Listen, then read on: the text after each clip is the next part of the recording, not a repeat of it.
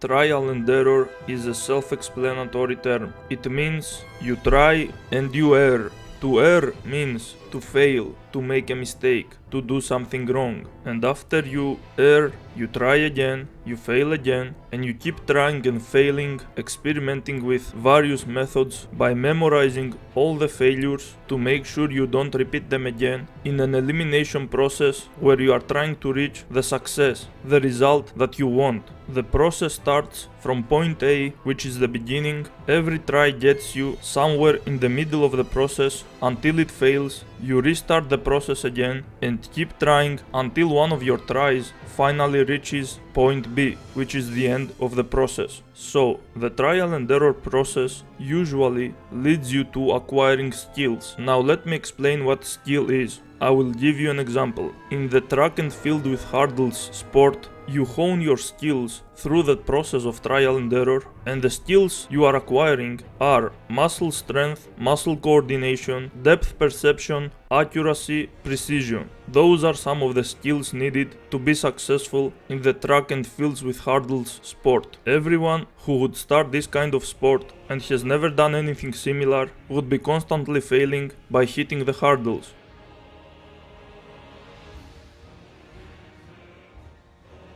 But after reaching a certain point where the skill of precision is pretty much perfect, even if the jumping power isn't that high, the precision skill alone would let them pass the hurdles with ease. The opposite can also be true. If the jumping power is too high, you can completely ignore the precision skills and jump over the hurdles easily.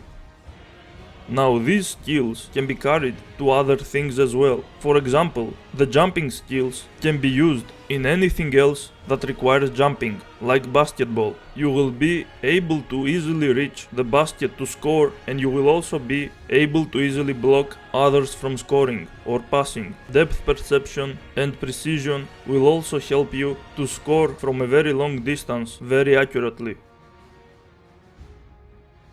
Let me give you another example with the driving skills. When you first try to learn how to drive a car, having no experience at all, some failure is expected, but that kind of failure can be damaging to the car or even the driver. To make sure the mistakes won't lead to any damage, there is an instructor sitting right next to the trainee. The skills needed for driving are hand-to-eye motor coordination, depth perception, the precision of how the car fits in the environment, and the strength precision of using all the pedals and the wheel. Learning how to drive a simple car makes you understand the basics of driving in general, but if you try to learn a different vehicle, for example a bus or a motorbike, you will still have to go through the trial and error process to become a competent driver. But of course you will need less time and effort from the beginners. And talent in this case can even allow you to pretty much skip the entire trial and error process.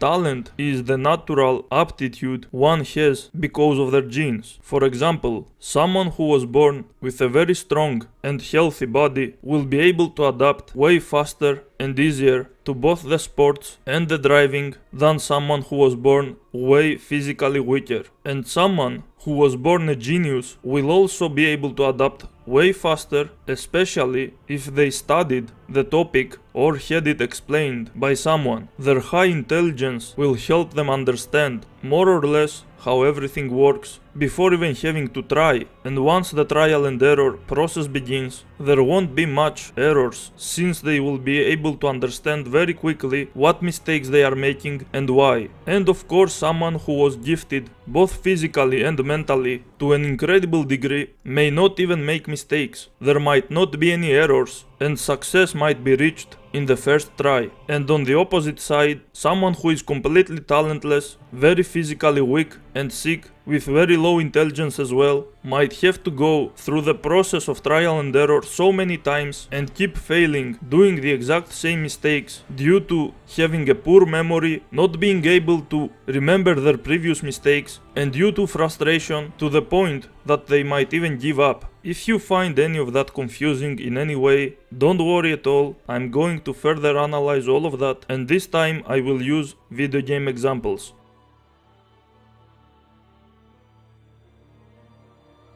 Let's use our imagination to create a simple trial and error video game. So, the game starts with you as the player having an inventory with 1,000 different keys. The goal is to use those keys and open doors. In the first stage, there is one door.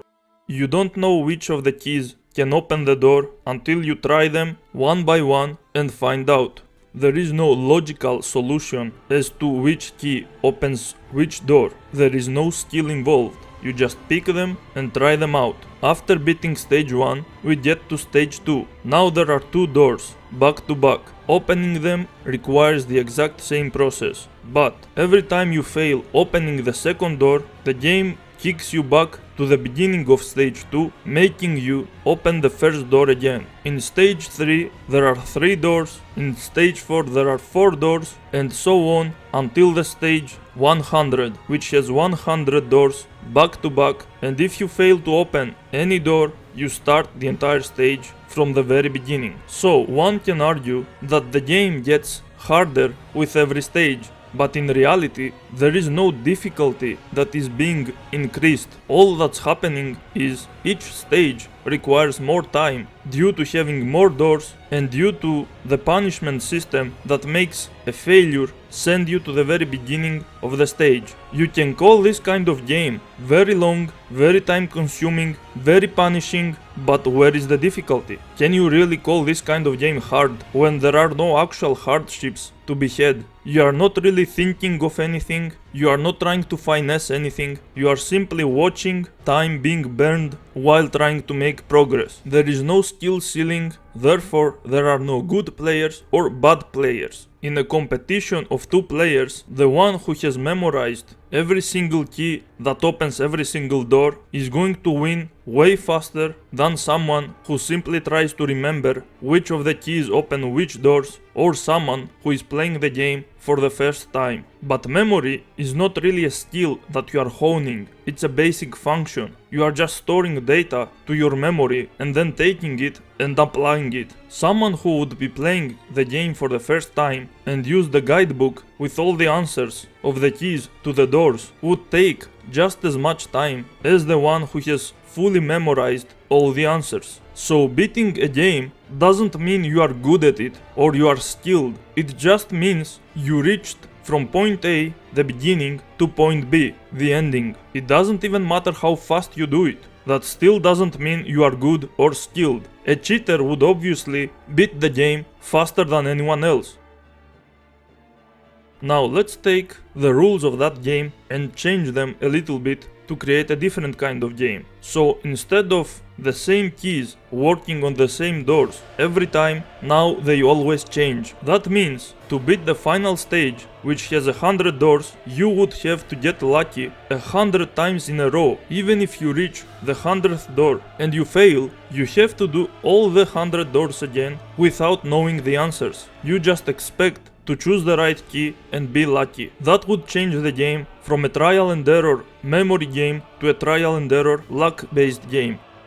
It doesn't matter how many times you play this game, it doesn't matter if it's the most talented person in the world or the most talentless person in the world, it's all up to luck. Anyone can beat it at any amount of time. Now you might ask, why in the world would someone play that kind of game? Well, you might be surprised as to how many people not only love gambling, but they are even addicted to it. Some people don't care about the process at all, and they just want to reach the goal, the ending, and feel accomplished just for getting there. Some people can only see results without understanding the process at all. And of course, the mafia-owned casinos understand that and use that mentality to exploit stupid people. Many times they are rigging the games to allow them to win, so they can keep coming back and expecting to win more. But of course, the rigging can go both ways, so once they see you are addicted, they can keep making you lose until you have nothing left.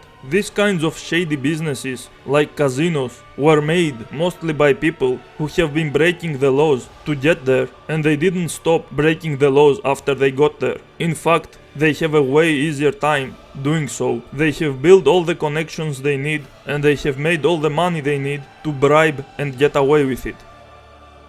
Oh my god. It's amazing how much luck is involved with this fight. Like, that attempt, he used nothing but his easy combo. His easy, like, swipe, swipe, swipe, boom. He didn't use any of his big moves. And he went down like that. It was so easy, bro.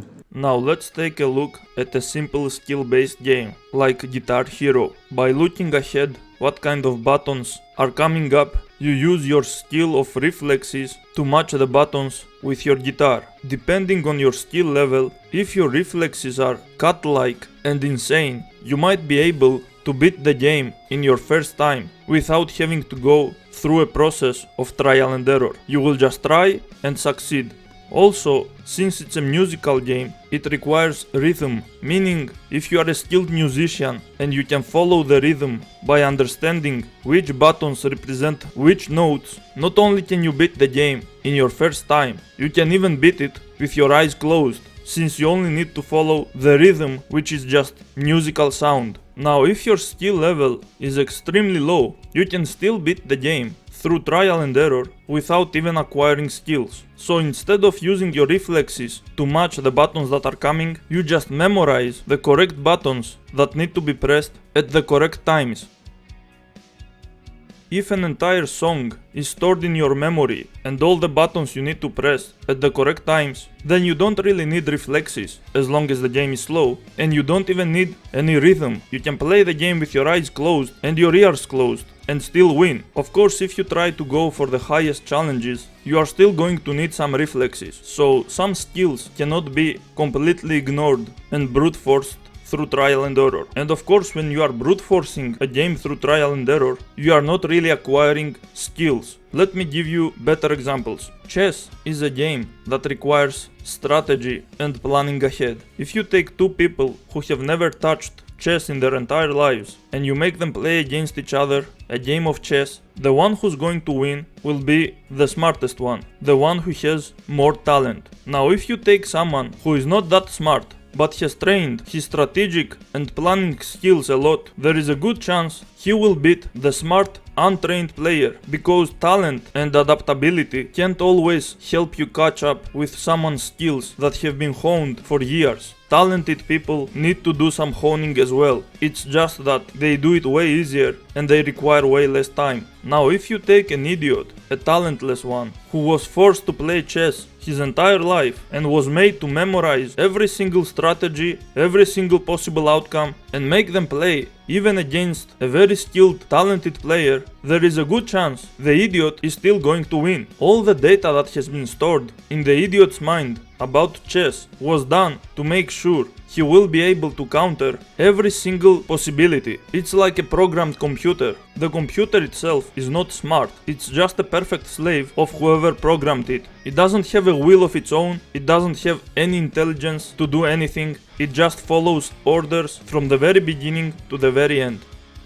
At no point does the programmed computer become smart or skilled just because it can win every single chess match, since it doesn't have any intelligence or will to even understand what a skill is or how it's supposed to be used. The same goes with an idiot whose mind is way too weak and cannot comprehend what a strategy is, what a skill is, and how to use that knowledge as tools in other activities. Both the idiot and the computer are doing the exact same thing, just taking the data stored from their brains and applying it to reach the point B in the activity they were taught to do so. Who are the dumbest people in the world? If you were to ask that question to any random person, I imagine they'd respond with one of two answers: the agents at US Immigration or streamers. Tyler 1, a name I'm sure many of you have heard before. Maybe you're trembling in fear hearing it again right now, because this guy is the boogeyman on Summoner's Rift. While on the surface he might look like your ordinary 6'5" gym giant, he actually struggles with an addiction. And it's one that cuts deeper and is far more insidious than drugs. It's a League of Legends addiction, and he's been afflicted with this for years. He has streamed fucking thousands of League of Legends games to tens of thousands of viewers, making him one of the most watched streamers on Twitch. He's in the top 0.01% of all players in League. He's reached Challenger in every single role, solo queue, which is a miserable experience that not even hell would inflict upon the people down there. It is evil, and yet he's done it. Like, he does. I don't think I've ever even seen him stream with anyone else, like in a stack. Like, I don't think he's ever really duo queued or been in a 5 stack with anyone really, except for like a couple of events. And I imagine that's because average mortals' fragile bodies would crumble under his spiritual pressure from trying to queue with this man. But this guy is legitimately extraordinary when he puts his mind to something, and right now he uses his power for League, but he's also been slowly transitioning to using this God-given gift to become one of the fucking best chess players on the planet, I guess. And it all started out of spite. Tyler 1 was playing games against his brother, E-Rob, and E-Rob beat him at chess.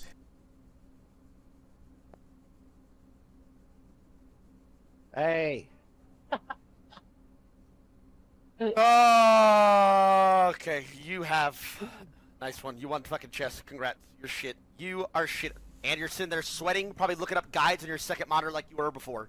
And this struck a chord so deep in the soul of Tyler 1 that he decided he was going to become super good at chess. Which is a very hard thing to do. If you don't grow up playing chess, it's really hard to reach like the highest levels of it, like, you know, the 2000 plus. And yet, Tyler has set his sights on achieving that goal. And he's doing it without any real training from any coaches. He's not really learning from any masters or anything. He is brute forcing his way to chess expertise, and it's working. In 10 months, he has gone from complete beginner, not really knowing anything about chess except for like the general rules, to now a 1900 rated chess player in 10 months, going from complete novice to this. That's unheard of. Gotham Chess made a tweet about it as well. This puts him at the top 0.5% of chess players in the world right now. And this is a guy who was using just one opening and just grinding the shit out of this ancient game. He is getting so much juice for the squeeze here in such a short period of time, it is making my jaw drop every time he climbs. So, chess is a very, very hard game. There's a lot of knowledge that goes into it with openings as well as just general theory. And Tyler once said, I don't need any of that fucking baloney. He wipes his ass with it. He learned one opening and is mastering it. And he is finding great success here. Just by beating his head against a wall for thousands upon thousands of games, he is taking the chess.com world by storm. Most people said that he might peak at like 1500 given this approach. A couple grandmasters weighed in and said like maybe 1700. But 1900, most people didn't see coming. Here's an even better example. Let's say we take a monkey and we put it in front of a computer to mash the keyboard buttons throughout the entirety of its life. Once it dies, we take another monkey and make it do the same. And we keep doing that indefinitely. At some point, some of the monkeys, through the process of trial and error, by randomly pressing the keys, will manage to write an entire poetry book, or a philosophy book, or some high literature. Since the time is infinite, the possibilities through the random mashing of the keys are also infinite. At no point does the monkey become a skilled writer, poet, philosopher, or anything really, since it doesn't even understand words and their meanings. All it manages to do is reach from point A, the beginning, to point B, the goal of creating the piece of poetry, the philosophy book, and everything else. Reaching to the point B, the goal, doesn't mean you acquired any skills. It just means you reached there. The worst poet in the world, or the worst philosopher in the world, are still way more skilled than that monkey, because they are actually capable of understanding the words and the meaning behind them. They can actually use them for communication or creation of art, regardless of how low quality the art they produce might be. Now let's talk about Dark Souls, or Souls-likes in general. The Souls games are not about reaction speed or the speed of how many buttons you can press consecutively in a short time, like doing combos for example. They are not about strategy either, because trying different kind of gear, especially when that gear is limited due to the bad leveling system and cryptic exploration, is not strategic. You wear something that might give you better poise break or inflict status effects, you try them out, see how well they work, and if they don't, you just try something different. Even when you do know that something might work, that's still not really strategic because it's just thinking one step ahead. That barely requires any intelligence. Elden Ring is an ambitious platformer, and if you disagree, you haven't played the game, because half this game is jumping with a head start, or falling into a hole, into a canyon, into a place you originally wanted to, but accidentally jumped before doing so, adding an extra foot to the height of your fall, which turned it into a lethal descent. There's nothing I love more than jumping awkwardly off rooftops, but how do we spice it up? Archers. You love archers. They're on every roof, and they've got tracking. Wait. What's this? What's this? Wait. Can you go down here, or is this legit? Whew. Maybe this is legit. I don't know. Is it legit? What? What? This is not a platforming game. Ah!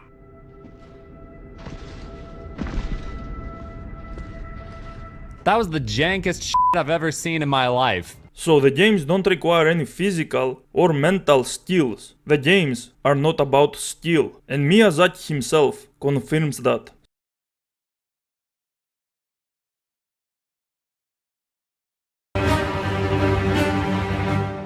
Here's Miyazaki on Demon's Souls.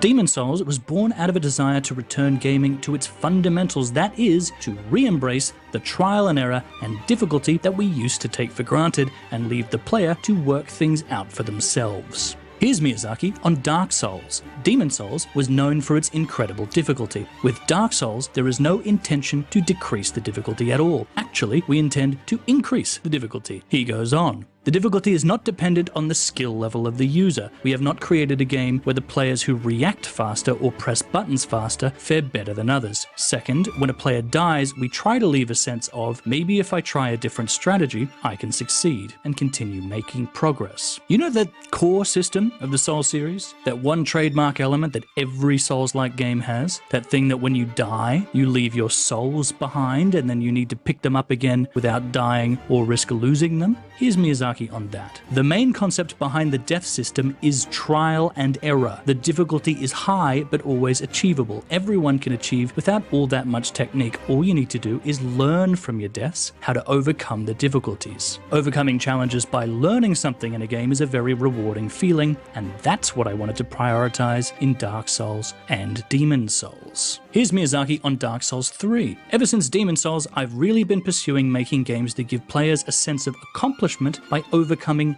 tremendous odds. We've added new items and weapons over the course of the series, and having a certain level of difficulty adds value to those because they incentivize players to experiment more with character builds and weapon loadouts. Moving on to Bloodborne, with Demon's Souls and Dark Souls, we always wanted players to feel a sense of accomplishment. That's the only reason we went with a higher difficulty, and in this game too, we want players to feel that sense of accomplishment. Here's Miyazaki on Sekiro. We don't want to include a difficulty selection because we want to bring everyone to the same level of discussion and the same level of enjoyment. So we want everyone to first face that challenge and to overcome it in some way that suits them as a player. And finally, here's Miyazaki on Elden Ring. If we really wanted the whole world to play the game, we could just crank the difficulty down more and more, but that wasn't the right approach. Because the sense of achievement that players gain from overcoming these hurdles is such a fundamental part of the experience.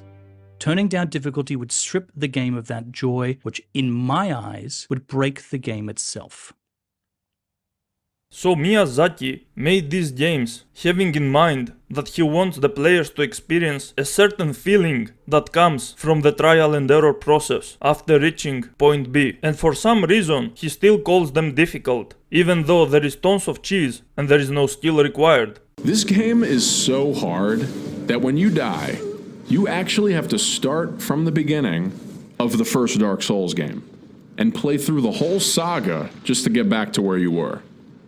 This game is so hard that when you die, the game deletes itself from existence, and you have to reprogram the game yourself, learn the Unreal software, release the game on your own, just to continue the game.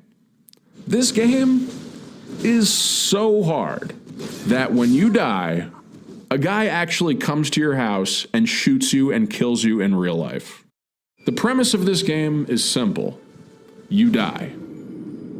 Apparently his definition of difficulty is very loose, and it just means lots of punishment and lots of time consumption. That's not real difficulty, and as he explained, it can be achieved by everyone, even a 5-year-old, as long as the 5-year-old has enough time, which is not even much time honestly. It's just the fact that it feels completely wasted, unless of course you are capable of feeling the one thing Miyazaki wants you to feel. Of course you need to have certain psychological issues to chase after that feeling, but that's a video for another time. Let me tell you now why trial and error design is terrible by default. Oh, I hate these parts where you keep falling off. You better watch out. No, you're going to have a second piss slit. That's no joke. Fuck! There's no way to know what's ahead of you. Sure there is. You jump and you die. When you are creating a game and you are putting the challenges to test the player, you are not supposed to test their patience or their tolerance to torture or how much time they are willing to throw away for no reason. You are supposed to make the punishment fair and the challenges skill based. So when the player fails, he understands that it's because his precision wasn't good enough, his depth perception wasn't good enough, and he needs to hone them. And once he plays a different game that requires these skills, he can confidently use them because he has already honed them enough. He has gained what's needed to be able to carry on, to be able to go for greater challenges. Killing the player with something that they have no control over, no way of knowing, and throwing them so much back that they have to spend entire minutes of doing nothing or just repeating the exact same things they did to get back there and give it another try, still not knowing what exactly to do, and keep repeating that process is insulting them. Why would anyone go through that process where literally so much time is completely thrown away for no good reason at all, and there isn't even anything to gain after finally completing the process and achieving victory? I guess you can say that you gain or earn a certain feeling, but again that requires a certain mindset, a mindset that sane people would not want to have.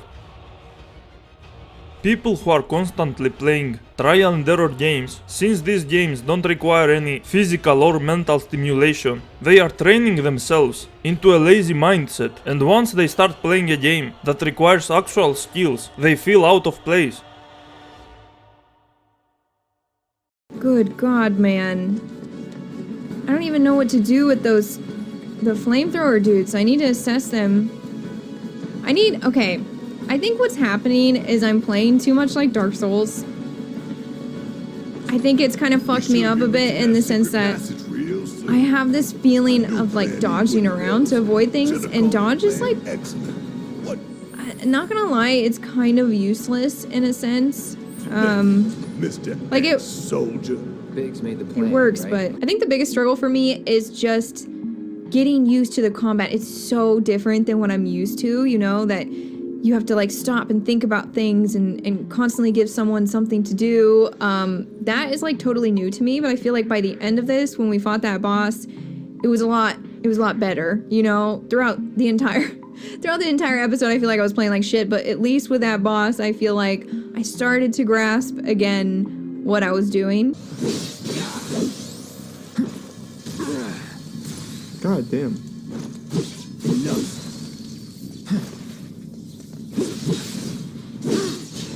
It's over.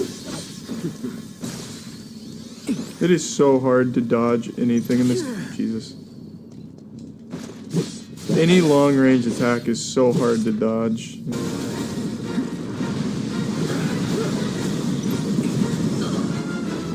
I keep thinking I'm playing like Dark Souls or some shit. It's not working. Like the dodging, I'm getting fucked. when I try to dodge. It is not happening. There is a reason even back in the day, when there weren't that many good games, trial and error gameplay was considered trash. There is a reason why the game Immortal is garbage. It's not just because of its graphics, or its music, or its lore, or its story, or its art design. It's because the gameplay has nothing to offer to you. But I guess if you put some bosses to that game and make the character time a single button through trial and error for a long time to beat each of these bosses would somehow fascinate some simple-minded people. Torture is not supposed to be seen as something positive. It's causing both physical and mental harm, and time is supposed to be valuable and not something you can just throw away or let others waste your time.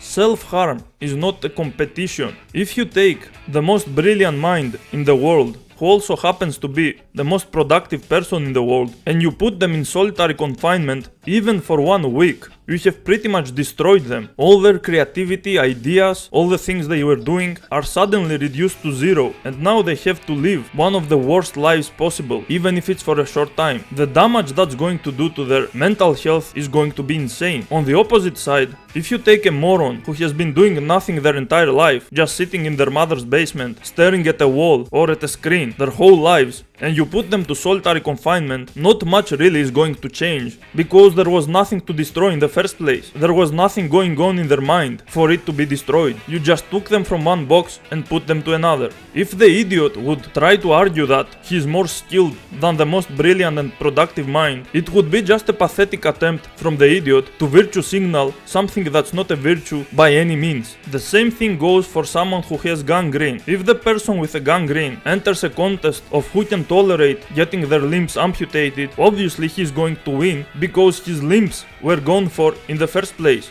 But someone who's, for example, an athlete and uses his limbs in his everyday life to chase his passion, accomplish things and be fulfilled would never be okay having his limbs amputated. That would pretty much mean completely destroying his life forever. The Souls fandom really likes pretending it's so skilled and accomplished, and they think anyone who criticizes them or just give up on playing their garbage games is somehow jealous of them, when in reality anyone with a brain actually pities them or straight up laughs at them because of how delusional they are.